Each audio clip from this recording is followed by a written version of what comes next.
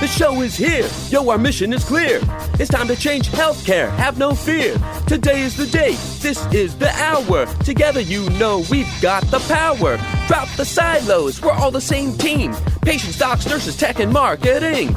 How can anyone be satisfied with the way things have always been? Yeah, we've tried. So join us now. Join the revolution. Digital health is the evolution. Status quo, more like status no. Yeah, this is the healthcare rap. Y'all come on, let's go. New choices, new platforms, new care models. In the healthcare of tomorrow, consumers win. But who will design it? What will it look like? And how long will it take? We're here to answer those questions with some provocative thinking about how to create the healthcare that people actually want. Ready to roll up your sleeves, look at the world a little differently, and explore the frontiers of consumer health together? Join us. This is the Healthcare Wrap. Hey, welcome back. I'm Jared Johnson, ready to share some more provocative thinking about building the healthcare of tomorrow. If you're just now joining us, we hope you'll follow us and check out our previous episodes, all 200 of them. We're in Season 7 where we're writing the consumer health playbook and answering the questions: who will design it, what will it look like, and how long will it take? So here's what's going to go down today. We have the Flava of the week about the big picture.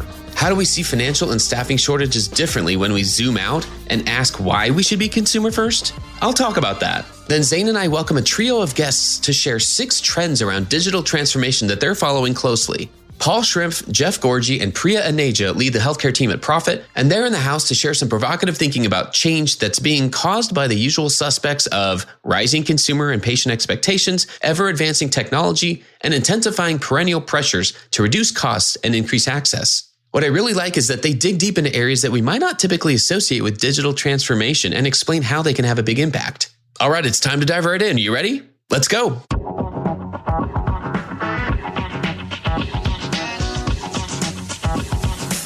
Flava of the week. Let's zoom out for a moment and look at the landscape that's facing our hospitals and health systems. Then let's come back to the question that we've been addressing a lot lately of why should healthcare be consumer first? Because before we ask how to build the healthcare of tomorrow, we need to understand why it's changing. Exploring what's coming helps us address what's right in front of us. First, hospitals and health systems are on an unsustainable trajectory as they're now struggling under the weight of historic financial pressures and staffing shortages.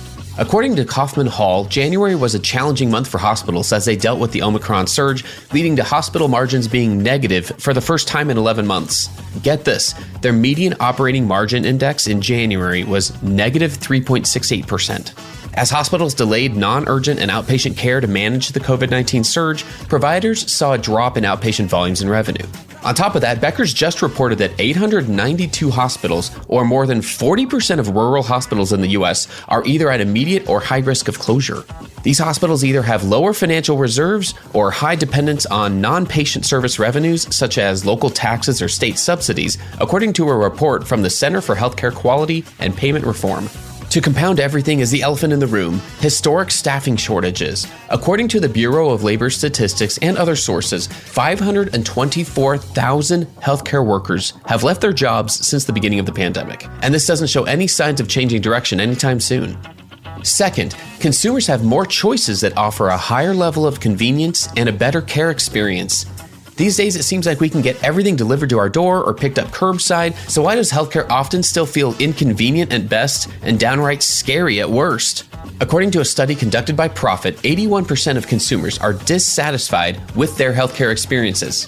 Many hospital leaders loathe comparisons to retail brands like Walmart, Walgreens, Amazon, CVS, Best Buy, and Dollar General. Many of us refer to these brands as disruptors, despite the fact that their 1.0 attempts at retail health haven't all been home runs. It's easy to be dismissive of big retail because we don't associate their brands with medical expertise. But medicine wasn't built around a pleasant consumer experience. And I'm not sure how wise it is to underestimate these disruptors when they have the capital to create the convenient, connected, personalized experience that health systems have been talking about for a long time and not really making a lot of progress. Plus, these retail brands don't have the technical debt preventing them from scaling these efforts. Third, and we should probably be talking about this more often, more Americans are enrolling in high-deductible health plans, creating a cash economy for healthcare services. According to LendingTree, 52.9% of American private sector workers were enrolled in high-deductible health plans in 2020, up from 39.4% just 5 years earlier. High-deductible health plans give consumers an incentive to be more selective. So what's the big picture? We're looking at a future that is not as hospital-centric. Whether it's 2 years, 10 years, or 20 years in the future, that's the trajectory right now. The thing is, I think this can still be a win for everybody. When consumers win, it doesn't mean that providers or hospitals have to lose. We can all benefit from a different, digitally enabled, higher service level version of healthcare. When primary care gets slowly carved off to retailers and disruptors, that doesn't mean that referral pathways have to die off. It simply means that marketers get to be more creative and use the tools and data at their disposal to better understand and engage with consumers. I also predict that this combination of factors will lead human-centered design to come to the mainstream of healthcare strategy rather than living in innovation labs and committees. Let's keep our eye on the big picture when we answer the question of why healthcare should be consumer first. That's another way that we'll build the healthcare of tomorrow. And that's the Flava of the week.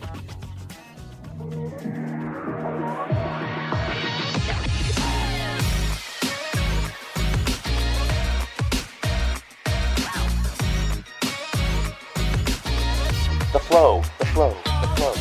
Okay, hey, let's get into the flow. Give it up for our panel today. We've got a real special episode here. We've got Paul, Jeff, and Priya. We're going to let themselves introduce each other here in a moment, but they're all from Profit, a really cool group. I think a lot of you listening already are familiar with Profit and the work they do here in the business transformation space. Zane is here. Zane's in the house. We're going to have just like a total party here, pretty much. And let's let you introduce yourselves. We don't need to hear from me anymore. We're going to dive into some really cool predictions, all based on a blog article that you collectively wrote and put out there a few weeks ago. And we really want to hear a little bit more about where these predictions came from and what you're thinking about where healthcare is headed.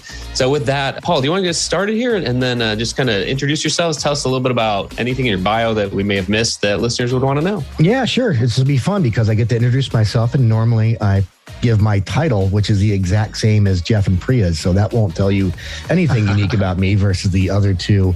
But among us, I'm not the book writer. I kind of dabble more in bite-sized content. I've got my little podcast on the side with microdosing, which is a lot of fun. Learned a long time ago that I get a lot of energy from conversations like this. And with podcasting, it made it very simple. Like, I can record these conversations and share them and we can get more value out of them. So what's not in my bio is I just love this dialogue. When I get off this call and this conversation, I've got, a 10 in energy. So looking forward to this one. And I'll leave it at that. Priya, do you want to do your introduction? Hey, sure. Great to meet you all on the line here. I'm Priya Aneja. I've been working in healthcare for, a pretty long time and looking forward to sharing a little bit with all of you around that today. Well, good. I'm Jeff Gourdji, and I've had the pleasure of working with these two for a long time. And we have spent a lot of time dialoguing with one another. And every once in a while, it dawns on me that someone else might actually find it interesting to hear the three of us riff and ramble. So glad to have the opportunity to do that. I wrote a book, and Jared's listeners know, called Making the Healthcare Shift, Transformation to Consumer Centricity. So this has been a topic of kind of my own personal interest for quite some time, and happy to continue to research the topic, learn about the topic, and share insight when I can on the topic. Had that book not been written, we may not be having this conversation, because that book got the conversation with healthcare wrapped to our relationship with Jared and our conversation today. It's that powerful. There you go. It's great. It's still right here. It's right here in my bookshelf. Hopefully I sent you that book, Jared. I didn't make you buy it. I didn't get a copy, Jeff. I need to read it. I'll hook you up. All you got to do is promise to read it. I promise I will. Yes, absolutely. For sure. See, like I said, party time already. What about, let's break the ice a little bit further, and then we're going to dive right into the predictions here. But can you each tell us something to get you out of bed in the morning? And that can be as literal or as figurative as you want.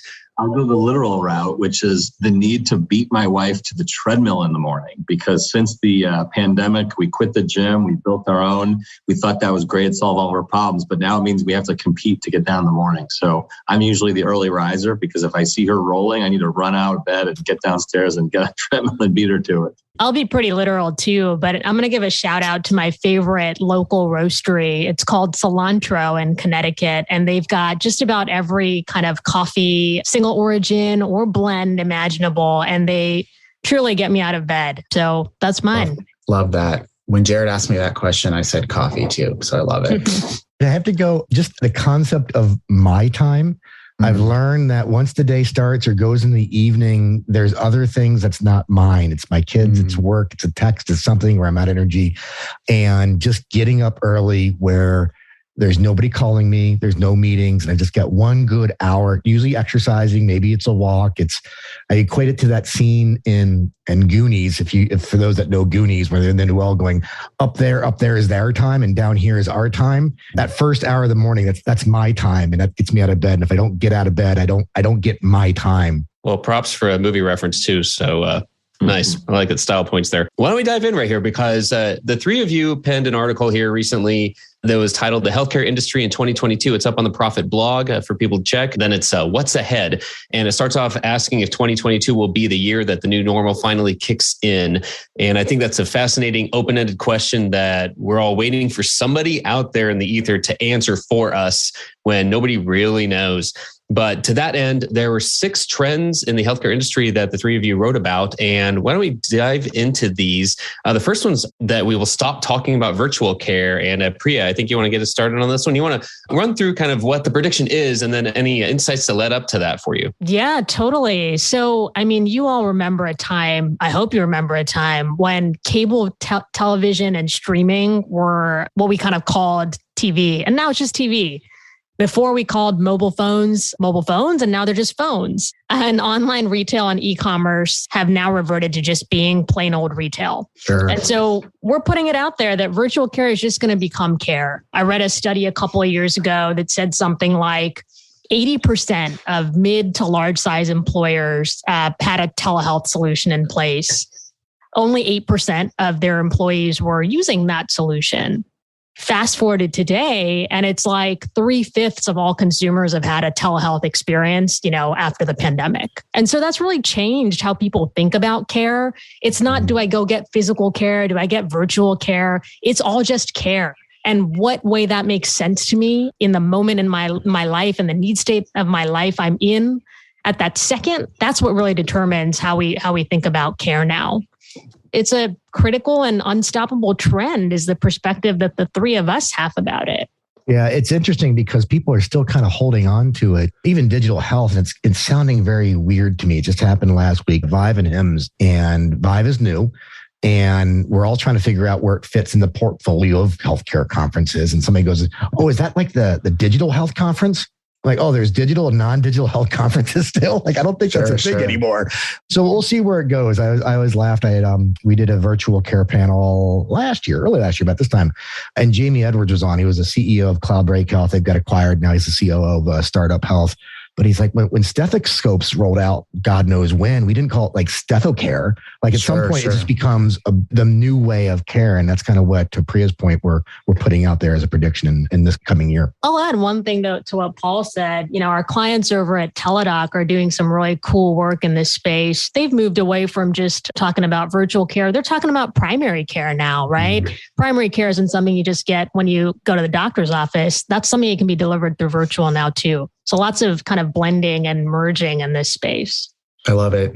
When I think about some of the health systems that I've worked with in the past and stay in touch with, a lot of them now, to all your points, are moving away from talking about the technology itself. They know it's there now, figuring out like, where do we apply this technology and in more ways, whether it be in primary care, occupational health, for value-based care, things, remote patient monitoring, mental health, you name it. And so definitely think that's a prediction that's going to come true. And I think you also see too, in the organizational structures of especially legacy health systems, that digital piece is becoming more and more ingrained, where you may not actually have a chief digital officer anymore. It's just the strategy officer that's working with IT to ingrain these consumer first modalities across the system. And so I think you guys are spot on.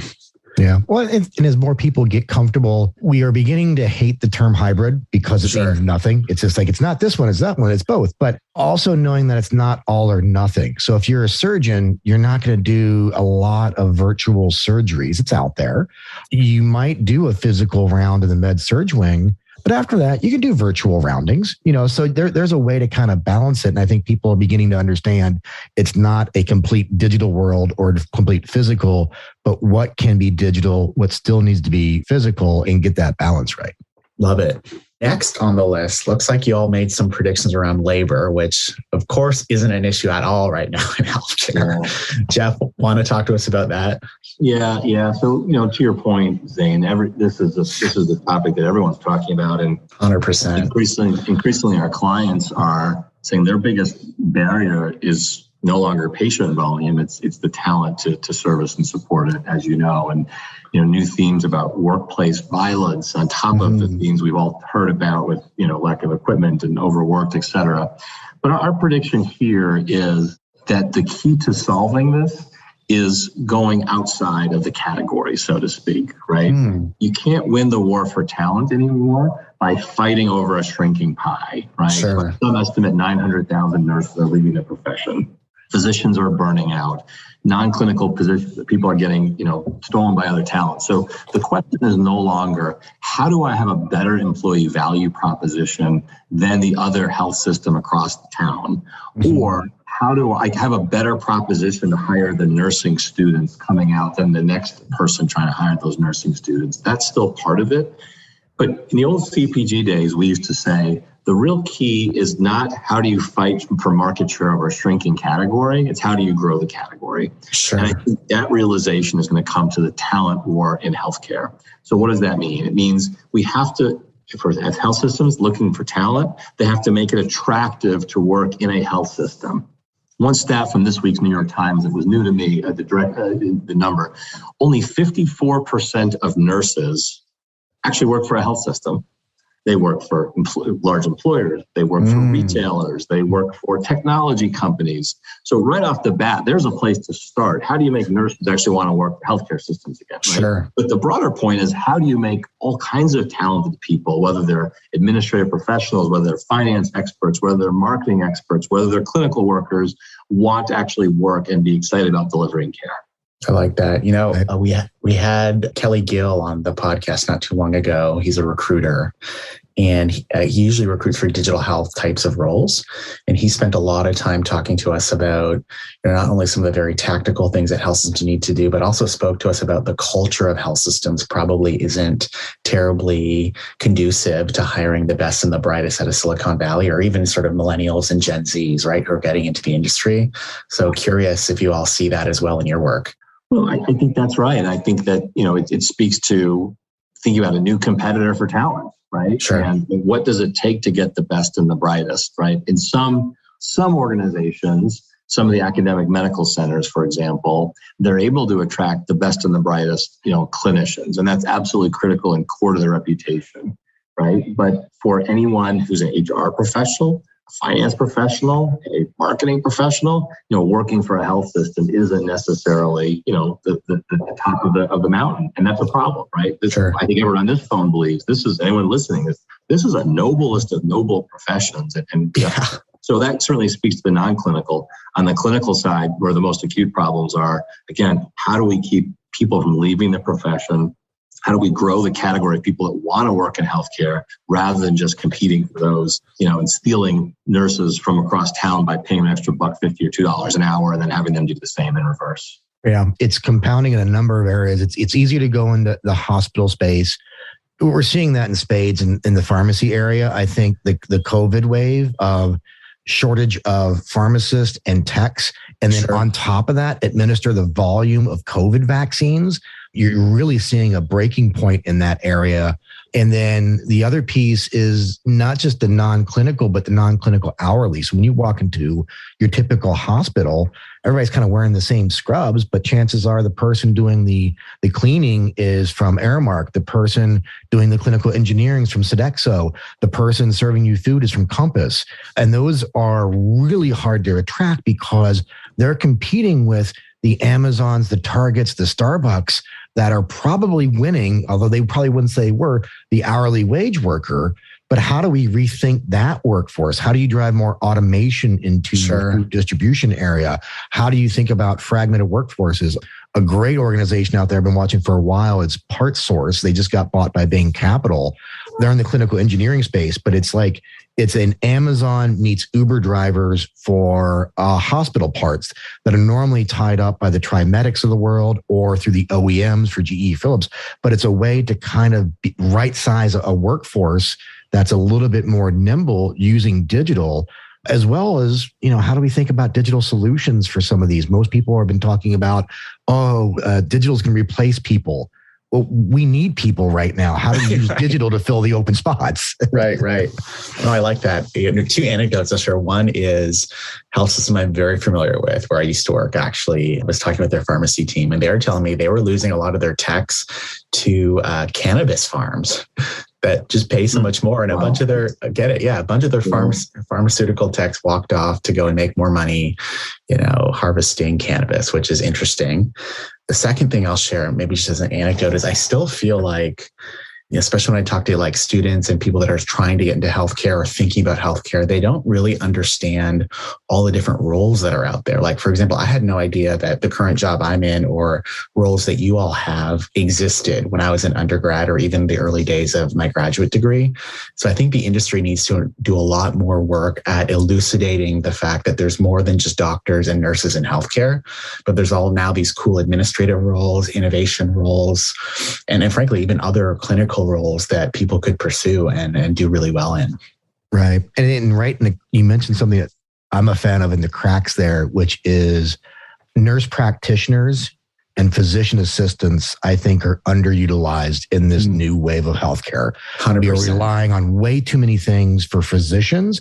Nurses are overworked, and you've got this immensely talented pool of physician assistants that could be doing more if we kind of got her out of our own way with policies.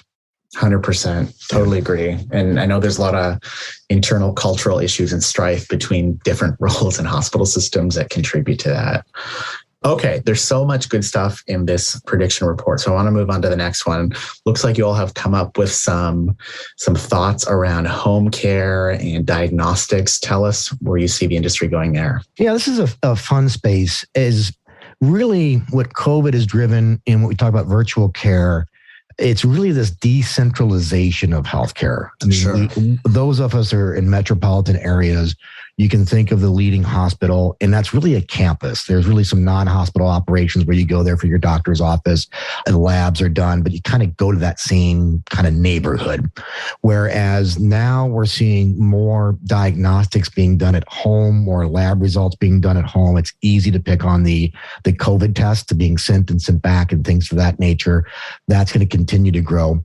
The other piece is compounding this shift is how do we get better therapy and treatment at home? Because normally it's just kind of monitoring and kind of staying on top of what's going on with diagnostics and then getting more out of the home setting. And I think one of the more interesting spaces that really captures what's about to happen is Fresenius, CVS is in the mix, a lot of dialysis shops. Lisa Rometty, head of CVS Kidney Care, will be speaking at Vive in a couple of weeks and be touching on this, but getting dialysis at home. And when you think of chronic kidney care and dialysis centers, when you go on to dialysis and need to do treatment, 3, 4, 5 times a week, and you have to go to a clinic and back, it really wrecks your schedule. So not only do you have a condition that you have to manage, try holding down a full-time job with all of that. But how do we get some of that heavy infrastructure that you get with a, dialysis clinic into the home? And then you can kind of think through all the other things that we could be doing at the home, where it's just not a nurse swinging by and checking on you to make sure that you've taken your meds or that your blood pressure is right. But we begin to do a little bit of an extension of the hospital, a clinic, a physician office. So you're actually getting treatment at home and you're able to kind of maintain some kind of normalcy of your life. Paul, I'll also just add on to the at-home testing side of things. Yeah. I always think back to the example of the woman who founded Modern Fertility, right? Which I think was acquired by Roe. What's so great about the way she's just approached this problem is taking matters into her own hands. The challenge with the fertility situation is it's a chicken and egg situation. You don't get to go and get tested about whether you've got a challenge until it's almost too late. So why not take that and put it back into the consumer's hands? Give them a chance to control the dialogue and the destiny instead of like working through the quagmire of the healthcare system. So just very inspiring example. I think we're going to see lots and lots more of it. It's happening already. And the bigger players are getting in on it. LabCorp, I think, has bought up a couple of apps in this space that are related to kind of melding the at-home testing and diagnostic kits with tracking too. Yeah, no, I totally agree. I see, look at like what Everlywell is doing down out of Texas, and they acquired a more traditional lab to allow them to do more things. And actually a prediction that Jared and I made at the beginning of our seasons, we talked about, how more and more patients will probably take care into their own hands. And to your point, Priya, it was the sort of at-home lab testing that made me realize that as people want to understand their health proactively and not only seek to fix themselves in the case that they feel there's an issue, but optimize their health. And so, for example, like at some point in the next few days, I plan on ordering Everlywell's at-home men's health testing kit, because I just want to see, like, I have no idea, where my blood work is at beyond some reports I can't really read from my primary care physician. And so I think that's definitely coming for sure and will be one to watch. And apparently Amazon is rumored to be working on an at-home diagnostic service as well. Probably going to compare it with Amazon Care, or maybe they'll just buy Everlywell or something like that. Who knows? Yeah, I really think we're just starting to see the crest of that wave, and there's a lot more to come there. Stay tuned for more provocative thinking after the break.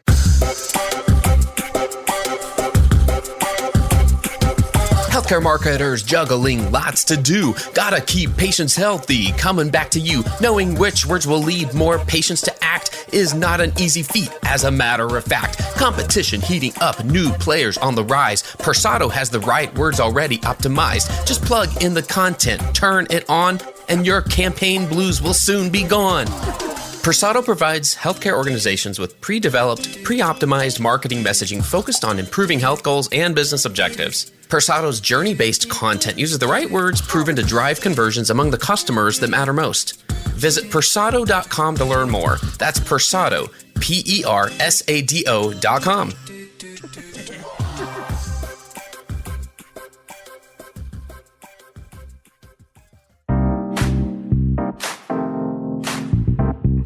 Healthcare is an industry where women make 80% of buying decisions and are 65% of the workforce. Yet women are notably underrepresented in industry leadership, making up approximately 30% of C-suite teams and just 13% of CEOs. The Hit Like a Girl podcast ensures that more women's voices from healthcare and health IT are heard in an effort to inform policy as well as to help more women advance within the industry. I'm the show's founder and host, Joy Rios, and I interview women leaders to amplify their work. New episodes are released weekly on Mondays and Thursdays, and you can listen on Apple Podcasts, Spotify, the Health Podcast Network, or wherever you tune in. To find out more, you can follow us on social media or go to hitlikeagirlpod.com.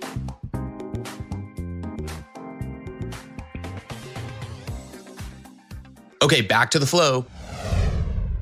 So real quick, before we get into the next prediction, I want to break for a moment and brag a little on the three of you and share a little about your upcoming podcast, Healthcare Transformers. Paul, can you share a little bit about that with us? Do you mind kind of describing the show for us, and what do you hope listeners will get out of it? Yeah, it's exciting for us to move into that space because, again, these conversations are so rich and you understand different context in a conversation you don't often get in a report. But Profit's been doing a lot of transformation in this space for a long time. And we're seeing just so many repeat patterns. It's not so much what the business is going through, but what individuals are going through. When you're actually doing transformation, and I kind of put it this way, transformations suck. they hurt. If you don't need to do one, don't do one. Some people confuse innovation with transformation or evolution with transformation, but there's a lot of organizations realizing they're pointed in the wrong direction in a shrinking market, and they got to think of new business models and really compete with the different competitors.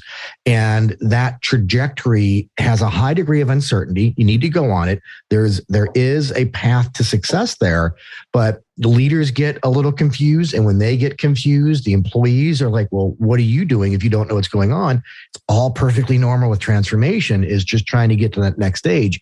But really getting leaders who have gone through transformation in the process of it to share their personal stories, to share trick tips, to share watch outs, but really help the community of the modern progressive healthcare transformer be more effective in their roles and ensure there's more successful transformations out there in healthcare. Because we all know if there's more successful healthcare transformations, that improves the patient experience, that improves B2B relationships in the back end. So that's really what it's all about, is really elevating some of these really amazing healthcare transformers out there and sharing their stories and creating a little bit of community around that space. Well, I'm really impressed with how much you're able to pack into each episode. Your first episode with Dr. Nishi Rawat from Bamboo Health. It's really great.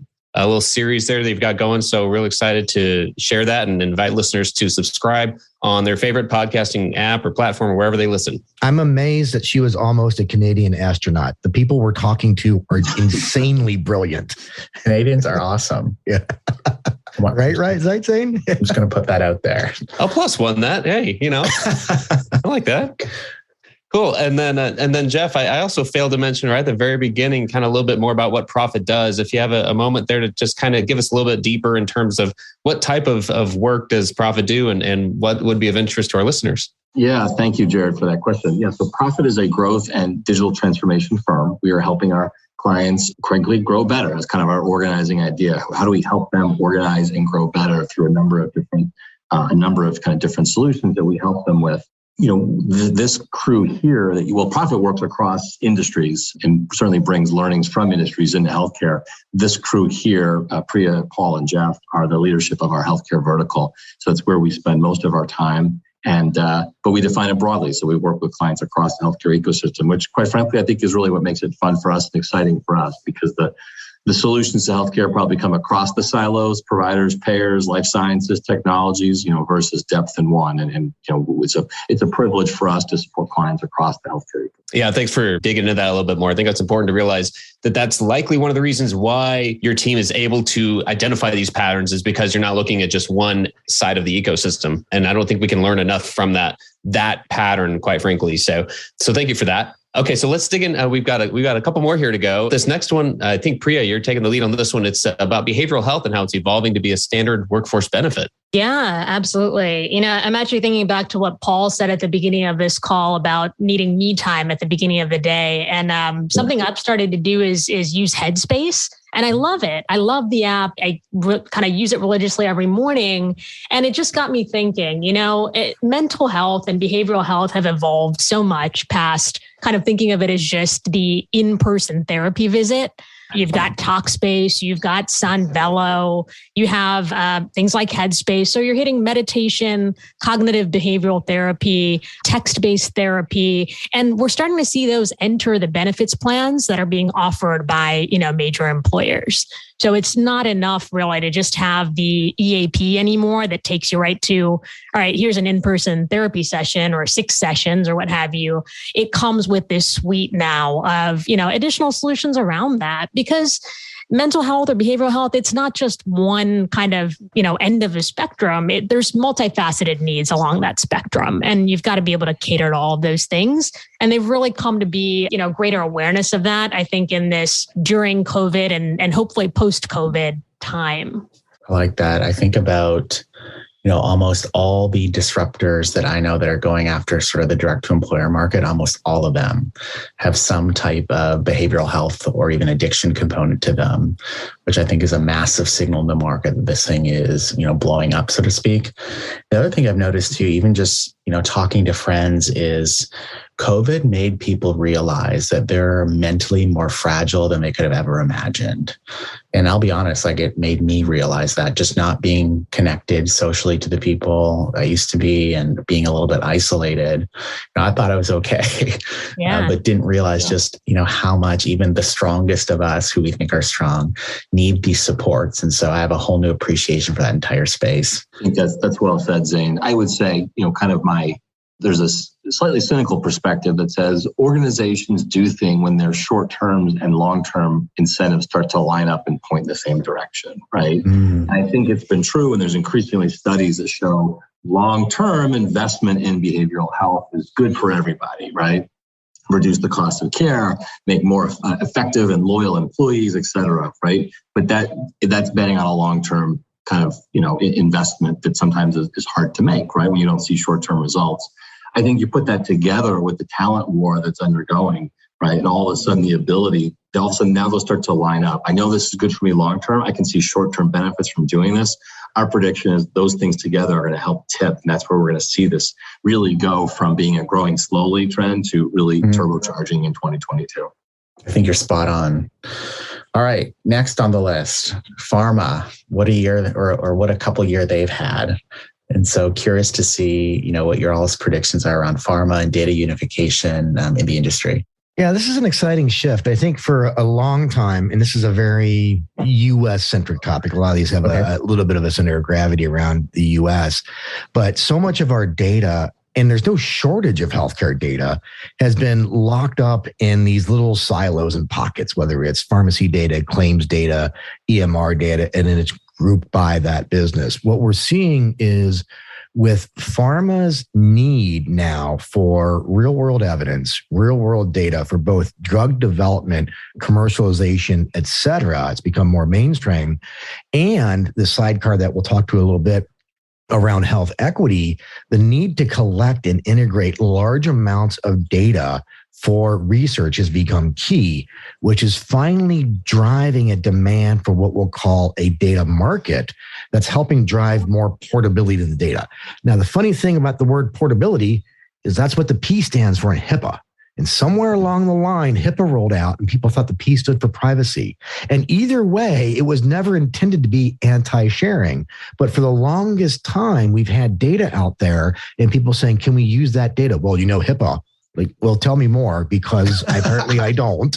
But it's always been about portability. So we're now seeing HIPAA being used for privacy, but still ensuring good portability of data and usage of data, which is going to allow us to do a lot more in terms of around the clinical research, around the patient experience. And what we found out during this pandemic, a lot better visibility into the U.S. healthcare system. And a lot of that's just spurring from that RWD and RWE space, because we are been starving to drive greater unification in data for years now. So that's the catalyst that we're excited to see in the ripple effect that's going to cause. I think the only thing I'd add here is that, two things. One is that every one of our clients is trying to talk about how they can win with data, right? Sure. Most won't, because right in the end, someone's going to win and become the dominant force. Or not one person, but there'll be multiple, but certainly not everybody. But the fact that it's not everyone's agenda is, I think, telling. I think the other thing that's been clear for years is that pharma, at least when it comes to patients, has been data poor. They have the rich data in the discovery process, the development process, but then upon commercialization, they're well behind. So I think part of what we think is coming is the move, pharma making a move, right? They've been data poor, but they increasingly have the incentive through different reimbursement. They have the margins to support it, and we think that's this is the year that we see the move made. Yeah, you'll see some interesting moves with the big pharma distributors. So keep an eye on McKesson, Cardinal, and AmerisourceBergen, because they've got a lot of good specialty pharma data. You're seeing the EMR companies pivot in that space. But the giants to really watch and see where they're moving, that's going to be Komodo, IQVIA, and Datavant. Will be fun to watch in the next year or two. Definitely noted. I'll keep that on my list. I'll be honest. Pharmaceuticals isn't always something I completely understand how it all works. It just seems like such a black box to me. That and revenue cycle, I've not spent a whole lot of time studying. Okay. Last but not least, and this topic looks really interesting, this prediction around ESG and it becoming an increasingly uncomfortable topic for healthcare. Tell us about that, Priya. For sure. So, the trend here is really, if you think back to 2020, ESG was really sort of like a feel-good topic then. And we had a lot of healthcare heroes that we were applauding that year, rightfully so. And there were conversations getting started about access to care and health equity. But 2 years later, it's time to show results. And it's our belief that, senior executives across health systems, across pharma, across payers are going to be asked, why have equity and access not improved more in the wake of the pandemic, and sort of how they're orienting, their purpose. So this purpose-led sort of transformation has become really integral for a lot of our clients. In a space like this, it's just so tough to increase health equity. Thin margins, startups might start to deliver some of that innovation. But when you're a large firm in this space, you're going to be challenged to walk the walk. A good example is of a firm that's kind of making the moves is Common Spirit Health. They made a commitment, I believe, to reach net zero on their emissions by 2040. And I think, as we all know, carbon emissions from healthcare actually represent about 5% of worldwide total. So there's a lot of room for improvement. So we're seeing some companies start to walk the walk. And if they're not yet, I think they will be asked to. I will intentionally not name any names here, but one of the things that almost makes me laugh, and I try to laugh only on the inside, sometimes regardless of the issue, there's always someone that says, yeah, but what about health equity? And everyone nods, yes, absolutely. Right. But I think there's a need. I think this is the year where at least the progressive organizations, the leading organizations, actually define that specifically for their organization, come up with their own unique take on how they're going to lead in health equity, what it means to their organization. And they're going to narrow it down. They're going to be specific if they're going to be successful. I think we're going to see that start to happen, at least in pockets this year. Yeah, I used to pick on whenever you saw a firm's value and you saw fun as the last value, it's not a fun place to work. Health equity is kind of that same thing. It's like, we do this and do this and health equity. And it's like, oh, that's going to blow up on you guys. It's just going to blow up. Yeah. So this topic is interesting to me, especially being a Canadian, and health systems in Canada are funded different. They strategic plan differently. And I just wonder at what point here in the US, will this whole discussion of equity actually make it down to the strategic planning level? Because so many of our health systems, whether they're willing to admit it or not, their first level of decision making is, where is their good payer mix? Like, where can people pay for our services? And then what is the epidemiological need that we can then sell in those zip codes? So to me, until we are willing to talk about that and maybe find new funding models, work with government and policy to figure that piece out, you fundamentally will never have truly equitable health systems until that's figured out. And I'm not proposing I have the idea to fix it, but just calling it out is something that I've certainly witnessed in my career to date. It's 100% the dimension. It's when you try to take something that wasn't designed to deliver health equity and reverse engineer it. We're seeing better results in the startup space of people taking on health equity challenges and wrapping innovation and businesses around that. The other one is going to be a lot of activists. Mine that I'm watching right now is in the pharmacy space. It's the hashtag pizza is not working, where you've got activists going, we've got exhausted pharmacists, and the cute balloons outside front is not enough for them to hold on. How are we actually rethinking the role and career of pharmacy techs? But you've got some activists going in there and really pushing at the bigger pharmacy players in there. And I know a lot of people on that player, they're not evil people. They're trying to do the right thing. But between kind of starting with the health equity first, or activists getting very loud and creating a lot of momentum for more organizations to react to that. But Zane, your points are spot on. And I'm not saying Canada is even better. It's just different. Like, they have a lot of work to do. But when I first started in the US, I'm like, holy smokes, this is so different. Like, I knew it would be different, but it struck me wrong. I guess it took a minute. As we come to a close here, I just want to give everyone one more chance to share with us what's the best place to connect with you, and then remind us of the name of the new podcast and where people can find that. Yeah, it's Healthcare Transformers is the podcast coming out from the Profit team. You can find us on profit.com or on LinkedIn, Paul Schrimpf, Priya Aneja, and Jeff Gourdji. Fantastic. Zane, thanks for leading us through this as well. This has been a blast. So we've learned so much. This is the whole point of this. Share some provocative thinking. That's just kind of the way we put it. Get us thinking again. Get us thinking in a different way. Help us break down the old ways that we have thought about things. And all the topics you guys just walked us through are terrific. I want to thank you again for giving us some time. Stay safe, stay well, and all the best in everything you have going on. And thanks again for joining us today. A pleasure. Thanks for having us. Very enjoyable. Definitely do it again. Had a great time. Hey, thanks again for listening. We hope you found some value in this conversation. And if you did, do us a favor and follow us using your favorite podcast app. Then tell your friends and colleagues about us. If you like what you heard, please spread the word. Healthcare App is a member of the Shift.Health Content Network. If you enjoyed this podcast, you're going to love the other shows in the Shift.Health Content Network. Go check out the latest show. In fact, it's called Hello Healthcare, hosted by Chris Hemphill. It's focused on people who are moving healthcare forward, how healthcare strategy relates to data and AI, and what you can do to create or demand a better future. Subscribe on your favorite podcasting platform or at Shift.Health, where all 35 podcasts and video series are free and available on demand. Until next time, keep marketing forward. Thanks. And that's a wrap.